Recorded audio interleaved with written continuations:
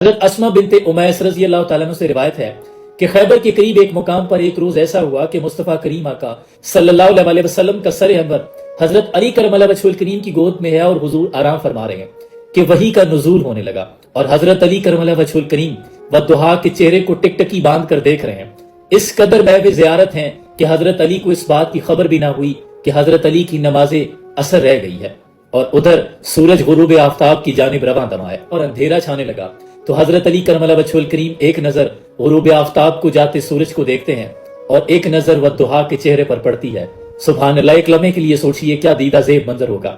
کہ گود میں حضور کا سر انور ہے اور حضرت علی کی نظریں ہیں کہ چہرے پر جمی ہیں، چہرہ ہے کہ انوار دو عالم کا صحیفہ، آنکھیں ہیں کہ بحرین تقدس کے نہیں ہیں، ماتھا ہے کہ وحدت کی تجلی کا ہے ورق، عارض ہیں کہ والفجر کی آیت کی امی ہیں، گیسو ہیں کہ واللیل کے بکھرے ہوئے سائے، ابرو ہیں کہ کوسین شب قدر کھلے ہیں، گردن ہے کہ برفر کے زمین اوج سریا، لب صورت یاقوت شعاؤں میں دھلے ہیں، قد ہے کہ نبوت کے خد و خال کا معیار، بازو ہیں کہ توحید کی عظمت کے علم ہیں، سینہ ہے کہ رمز دل ہستی کا خزینہ، ابرو ہیں کہ الفاظ رخ لوح قلم ہیں، باتیں ہیں کہ طوبا کی چٹکتی ہوئی کلیاں، لہجہ ہے کہ یزداں کی زباں بول رہی ہے، خطبے ہیں کہ ساون کے امڑتے ہوئے بادل، قرات ہے کہ اسرار جہاں کھول رہی ہے، یہ دانت شرازہ شبنم کے تراشے، یاقوت کی وادی میں دمکتے ہوئے ہیرے، شرمندہ تابے لبے دندان پیغمبر، حرف بسنا خانی خامہ بصریرے، یہ موج تبسم ہے کہ رنگوں کی دھنک ہے، یہ عکس متانت ہے کہ ٹھہرا ہوا موسم، یہ شکر کے سجدے ہیں کہ آیات کی تنزیل، یہ آنکھ میں آنسو ہے کہ الہام کی رمجم، کہنے کو ملبوس بشر اوڑھ کے آئے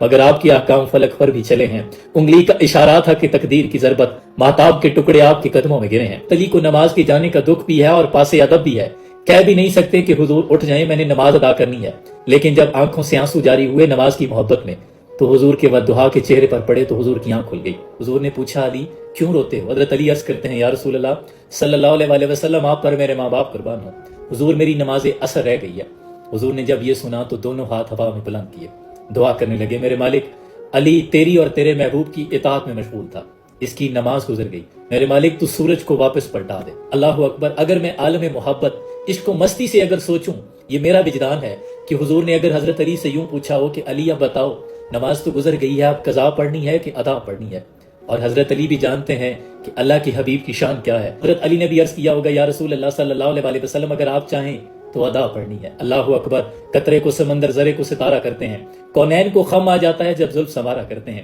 حضرت اسما بنت امیس فرماتی ہیں کہ کچھ ہی لمحات قبل میں نے انہی آنکھوں سے سورج کو غروب ہوتے بھی دیکھا اور پھر دوبارہ عصر پہ آتے بھی دیکھا۔ کسی شاعر نے کہا ہے وہ سڑیاں کو جوڑا ہوگا جانتے نے، وہ پتھراں نو کلمے پڑھا جانتے نے، صلی اللہ علیہ وآلہ وسلم۔